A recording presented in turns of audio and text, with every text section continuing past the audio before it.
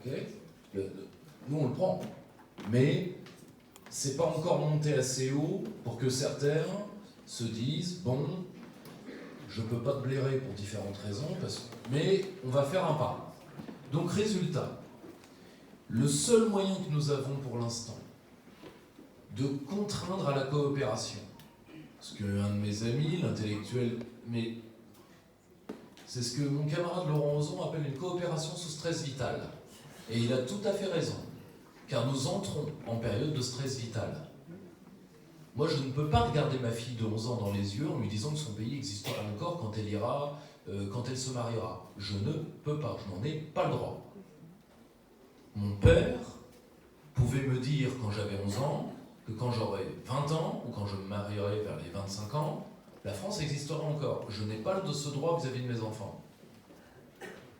Parce que sinon, je leur dis quelque chose dont je ne sais foutre rien. Et qui tient de la prophétie autorisatrice, je veux que la France vive, donc la France mourra. La France vivra. Mais beaucoup de gens veulent la tuer. Et l'affichent de plus en plus.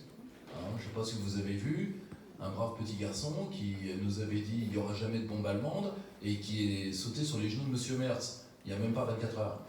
Il adore d'ailleurs sauter sur les genoux des gens, il a quelque chose avec ça.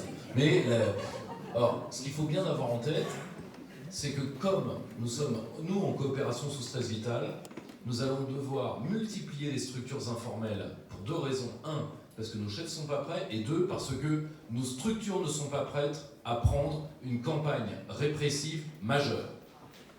Celle-ci se profile à l'horizon et ne se cache même pas. Quand ils commenceront à taper sans les gants, puis croyez-moi, sur nous, ils ne vont pas se retenir. Vous voyez, on y a cru jusqu'au gilet jaune que oui, non, ils n'allaient pas le faire. Si, ils vont le faire. Contre nous, ils vont le faire. Contre le trafic de stupes, ils ne le feront pas. Contre la racaille, ils ne le feront pas. Contre nous, il n'y a aucun problème. Les ingérences intérieures, on vous a prévenu. Donc la question, ça va être aujourd'hui des processus, et des processus qui reposent sur chacun de vous.